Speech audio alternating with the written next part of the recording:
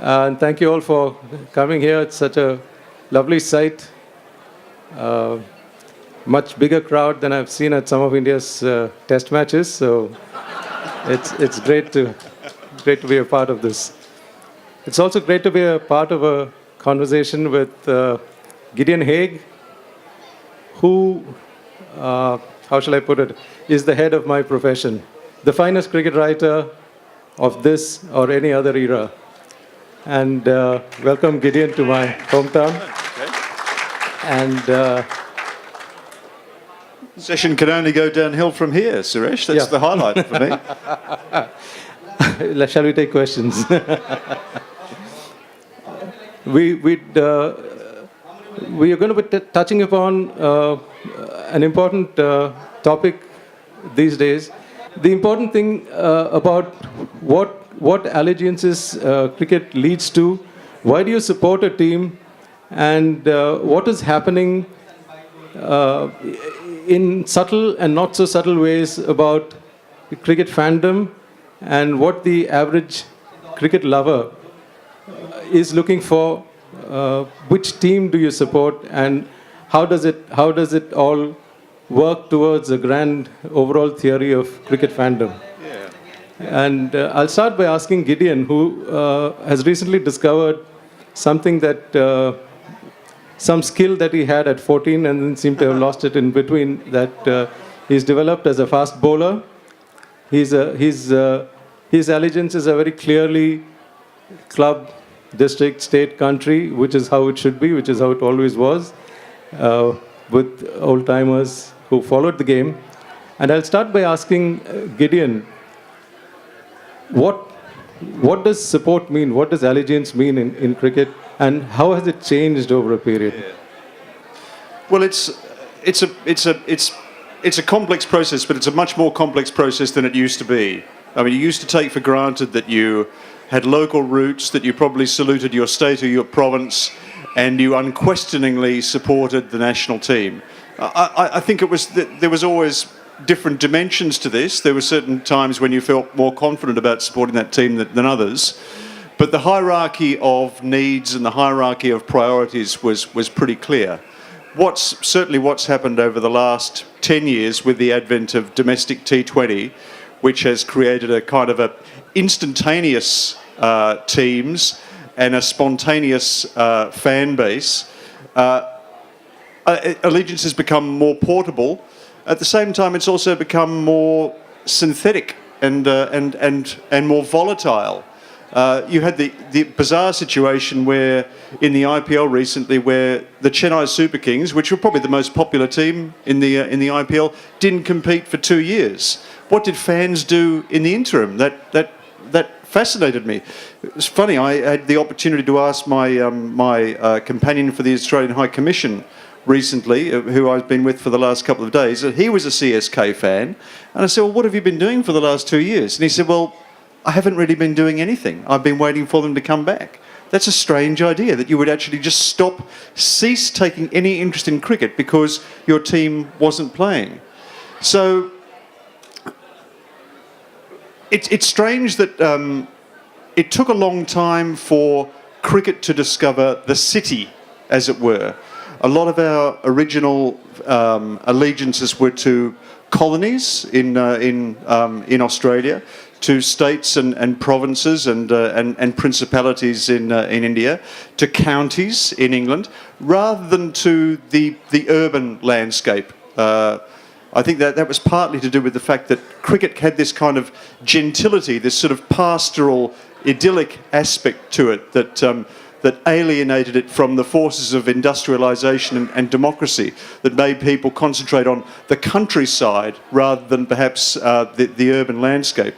But Lalit Modi, when he devised the IPL, realised that the population organising unit of the 21st century is the city. In fact, the super city in a way, and to graft a cricket team onto it is a kind of an important step in that city's evolution. But how does it the fact, for example, to go back to my own early days in cricket sort of fandom, it mattered to me that we had international cricketers. This was in Bangalore. I Yes. grew up in Bangalore. It mattered to me that we had international cricketers in Bangalore, Pras, Chandra, the great ones. And equally, I would also follow the league matches, Yes. where people you've probably never heard of still played cricket. Yes. There was a wonderful fast bowler, for example, who passed away recently, who was advised by the coach that you have to mix caution with aggression when you play cricket. Yes. When you bat, because like all fast bowlers, as I'm sure you know, he fancied himself as a batsman. And when he was told you should mix caution with aggression, he would defend one ball and hit the next for six. Defend the next ball, hit. He could go a long way with that technique these days. Exactly, and it worked very well in the leagues. Yes. And he had quite a fan following. They followed Yes. him. But the difference I see now is that there is a certain at the lower level, at the Ranji level, Yes. and even the league level, there is a great following for international stars. Yes. But not so much for your quirky sort of individual players like that. Well, that's partly to do, of course, with the media's concentration. The media coverage of sport is a mile wide and an inch deep.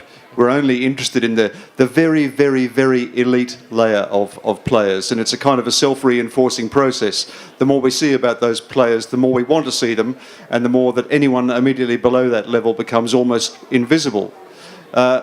There's also the following of individual players, isn't there? That as players move between franchises or move between clubs, they take a group of fans with them.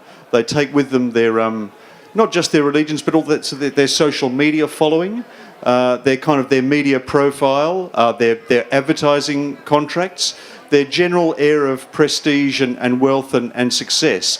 And that's a lot of the time what the IPL auction is about, isn't it? Yes. You're looking for those players that are most readily marketable, as well as those who have the most adaptable skills. It's funny when you go back to the first season of the IPL, when each of the franchises picked a marquee player. They picked the player on the basis of the player who'd made their fame in Test cricket. Really, they didn't really have any other forum on which to base it, any other organising principle.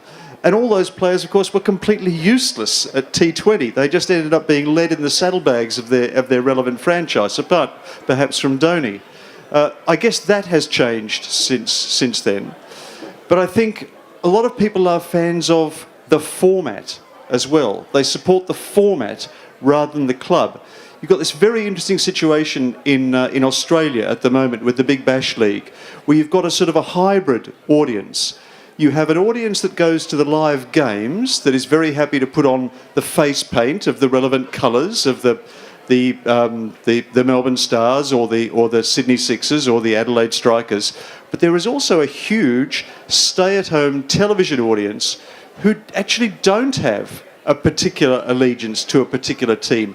They simply want to watch T20 on television every night. And I would probably number myself in that group. I'm interested in turning on the television, seeing who's playing tonight. Are there some interesting players that I can watch? And usually there are. There's an interesting collection of personalities in each of the franchises whose output you're interested in. So once again, it's a very different kind of allegiance to that which we grew up. There's people who are simply in love with the showbiz aspect, the entertainment aspect of the sport, rather than perhaps supporting a locality or supporting a team. So are you saying that if T20 weren't there, I'll keep saying IPL as a sort of a generic term for T20. So if IPL weren't there, they wouldn't be supporting cricket at all. So IPL draws people from whatever else, whatever other activities they might have been doing then, but that does not translate into support for cricket itself. It's for an aspect of cricket. Yeah. Well, I think the good thing about domestic T20 is that it's made the game very accessible. It's predicated on the assumption that it wants you to get to come to the event because that looks so good on television when the ground is full. So, in some respects, it's actually seized on the latent love of cricket that has had no other previous form of expression. I'm sure that I've always felt that cricket underestimates, at least in Australia, cricket underestimates how much people love it. It's simply the strength of the Big Bash League has been to allow people to give form to express that love by making cricket cheap and accessible and frequent and predictable. Because, once again, another of the virtues of domestic T20 is that it happens in a relatively short period of time. It happens regularly. It's on your television every night. You have to undergo a very, very minimal effort to support it. Perhaps you don't need to love the game quite so much. Perhaps you don't need to nurture such a deep passion for it. But there's certainly lots of ways to express your enthusiasm for the game. Yes, I think that's right. I personally think T20 is a terrific television sport, which you may or may not enjoy as much at the ground. Rather, I think like golf, which is also a terrific television sport, or snooker, or recently chess, which is also a terrific television sport. So yes, I think there is something there. But do we have a zero-sum game here? Does it mean that? I'm leading up to the sort of club versus nation kind of conflict. Yes. Is that a conflict, or is that a zero-sum game? Do fans of T20 mean necessarily that Test cricket is dying? Well, we'll get a good sense of that in Australia this summer, because for the first time, the Big Bash League will be up against a big international attraction in the form of the Ashes. I think there has been evidence over the last couple of years that support for T20 has cannibalised the existing cricket audience, that people only have a certain number of days or nights that they can go to the cricket over the course of the season, and if they want to take the kids, then domestic T20 is the thing to go and see, because that's what the kids have latched onto. I'm wondering whether those parents will, for the first time this summer, actually say, no, we're going to the Ashes, because that's really what matters. But interestingly, even the Ashes this season in Australia is going to be completely swamped by domestic T20. I think the women's BBL starts during the second Test match, and the men's BBL persists on until 4 weeks after the last day of the final Test match. So it'll be a very interesting head-to-head competition, particularly if the Ashes gets off to a lacklustre start. That's why the series could ill afford to lose Ben Stokes as a personality and a kind of a galvanising influence for England fans as well as Australians. To sound a bit heretical here, is that such a bad thing? Is it such a bad thing? Certainly, Shashi Tharoor, after a couple of years of the IPL, wrote quite an interesting essay where he said how much he welcomed domestic T20 because it eliminated that kind of partisan kind of chauvinism that international cricket fans were prone to. That it was good to see an Indian player alongside a Pakistani player, alongside a South African player, alongside an Australian player. Of course, that was at the time when Pakistanis were still playing in the IPL. And I never forget, where these domestic leagues are concerned, that there is a nationalist underpinning to them. There is a desire to create a national champion.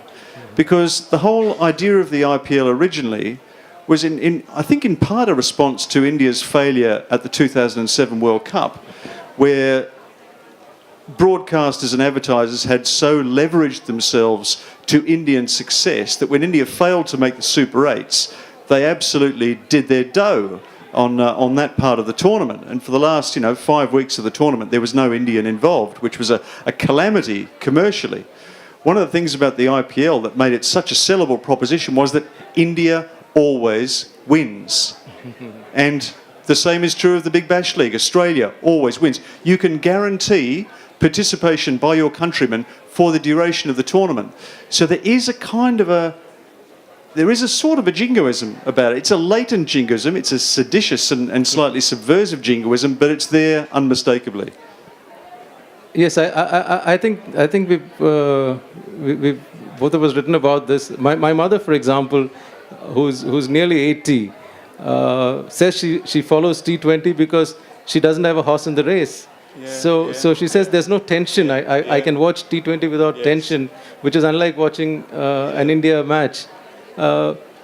the other theory, a favorite theory of mine, is that all sports are aspiring towards Formula One, which is that you have, it's not countries involved, it's manufacturers, it's individual drivers and constructors and everything, and it's huge.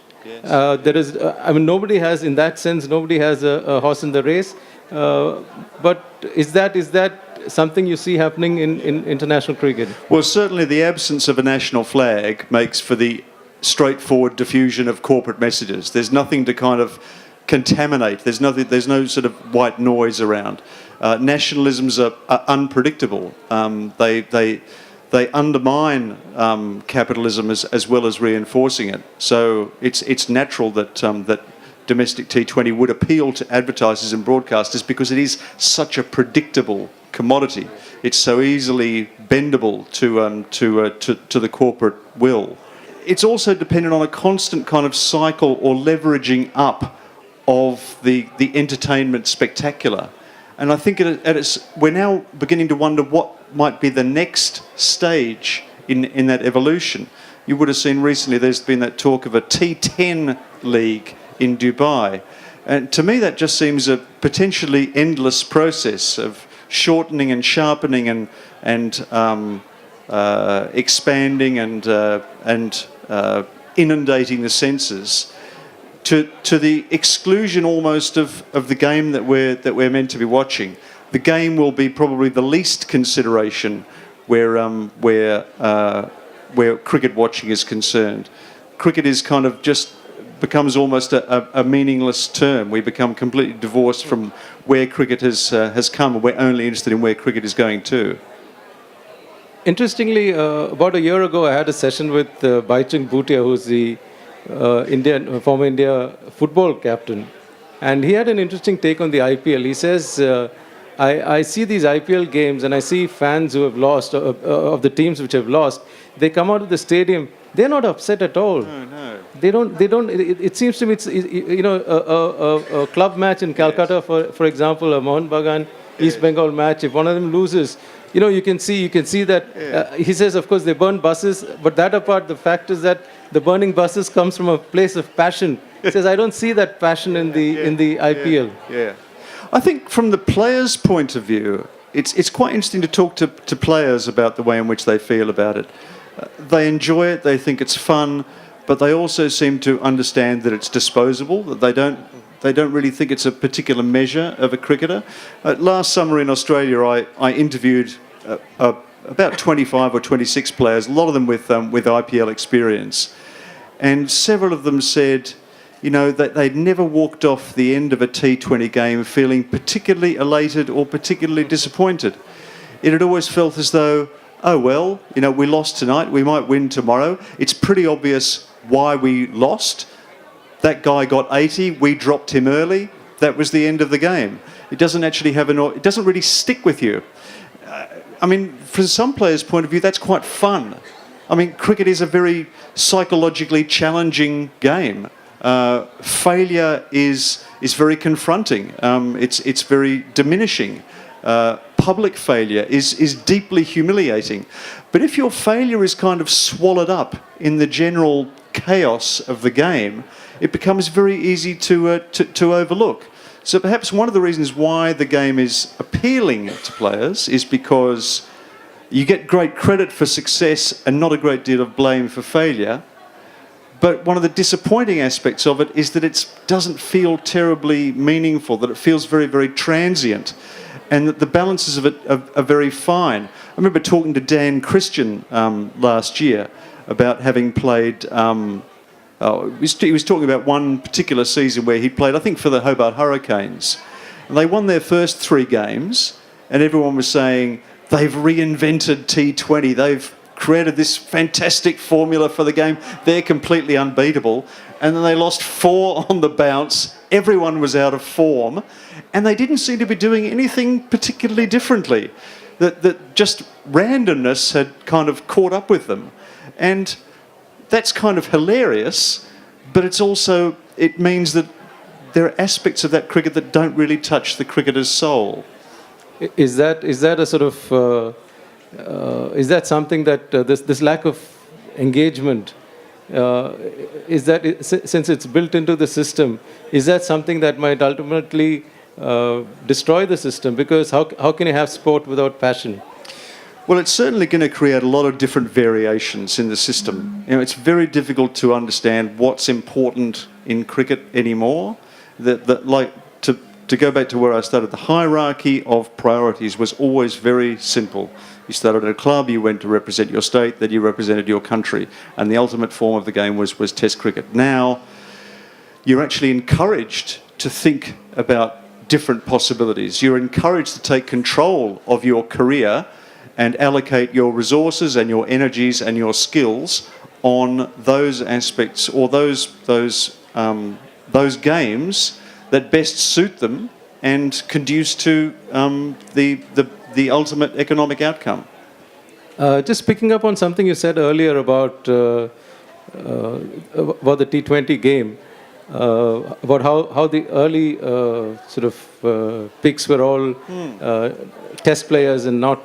Do you see over a period a reverse trend happening? I ask this because a lot of players now play test, certainly from India.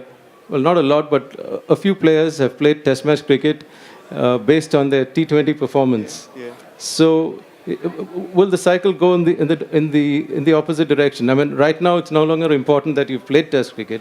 Your figures in Test cricket are no longer important. Yes. So, does it mean that we're now going to see a version of Test cricket which is completely different from anything we know today? Well, that could be quite fun, couldn't it? But I think that certainly among the players there is a belief that. And that's actually, that's a minority. That's a relatively small group, but it's an important group. There is an understanding that that you need to perform on the biggest stages, and international cricket has previously been the biggest stages. But as far as your economic betterment is concerned, there's absolutely no doubt where the greatest rewards lie. You're right, we have seen the first generation of players come through have been picked on the basis of their T20 performances, but perhaps that's because T20's become a better game, that it's actually a more challenging game, that there's a greater allocation of resources on it, there's a greater specialisation in it, there's a greater understanding of it. It's developed very quickly and become quite a sophisticated variant of the game. So perhaps in some ways it's a better preparation for Test cricket than it used to be. The games used to be a long way apart, and now they're perhaps converging. It was interesting actually to be at the World Cup in 2015, where you got to see how one-day cricket had been affected by both T20 and by Test cricket, because the priority among the teams was to get wickets. So you were essentially seeing Test match bowling, and the batting was sort of supercharged with T20 technique. So it was almost Test bowling versus T20 batting, and that made introduced a fascinating dimension to ODI cricket, which until that stage had actually been looking a little bit bland, a little bit repetitive.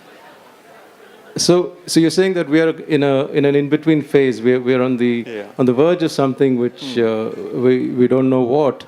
I do hope it's not T10. Yes, there's just so much we can take, I think. One final question along these lines: is it important that? I mean, I know what you and I have written about, but is it important for a younger generation to support Test match cricket, or how important is it? Assuming that it is important. I think Test match cricket goes on mattering to me, and I think it should matter to the game, because it is the place where we lay down the deep and rich memories that really attach us to cricket. A problem that I still don't think that T20 has overcome is its sheer immemorability. You can look at a game that happened 2 weeks ago, and you watched it, and you bizarrely, you can't recall what's going to happen next. It's quite suspenseful. And the fact that the domestic leagues do take place in relatively short periods of time, and are constantly being succeeded by the next game, sort of militates against them creating rich memories. And I think there's a part of a fan that in order to optimise their attachment to the game needs those rich memories, and cricket will be much the poorer without them. It's interesting, you can still get people to talk about test matches that took place 10, 20, 30, 40 years ago, but it's very difficult to remember a T20 game that took place last week.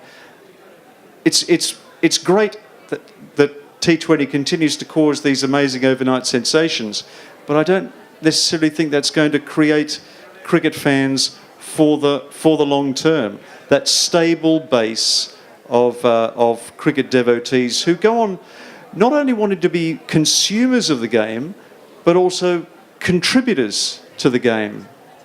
Because there's part of me that feels it very important to put something back into cricket rather than constantly to take something out of it and simply pay for the experience.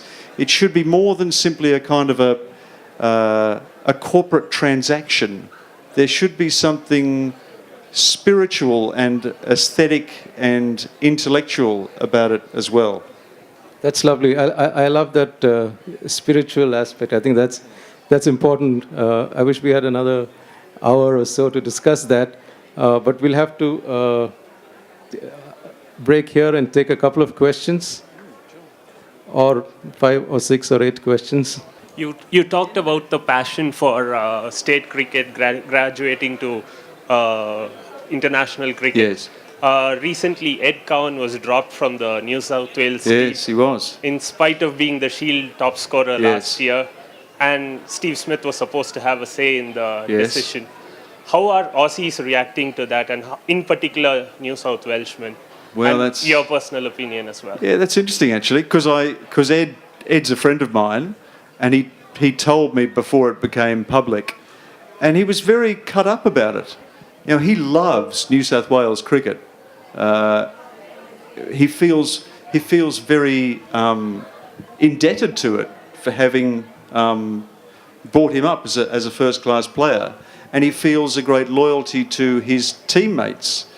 I got the feeling that they kind of pushed Steve Smith out the front to kind of take responsibility for that decision, because he was kind of, no one can question the wisdom of the Australian captain. But it is curious that that Ed had been a very outspoken critic of Cricket Australia during the dispute over players' pay. It's almost as though he might have made himself a bit of a target for having been quite candid in his views. Cricket administrators do struggle with the idea of the outspoken player. They really do like the one who stays in line, takes their colossal sums of money and generates the optimum corporate outcomes. Ed is a thinker, and he's his own man, and frankly in cricket these days that doesn't rest easily with certain people. I think in answer to your question, that the public understands the priorities of preparing young players, maximising opportunities for young players to press their test claims, but it also wonders whether the principle has been undermined, which has always underpinned Australian cricket, that you pick the best 11 players available at any one time, and potential trades at a bit of a discount, and it's performance that really matters. And I sense a certain ambivalence about that over the last couple of years, that the system has favoured sons that it will choose to advantage, and that it doesn't necessarily matter how many runs or wickets you take. You need to know the right people, and you need to have the right profile.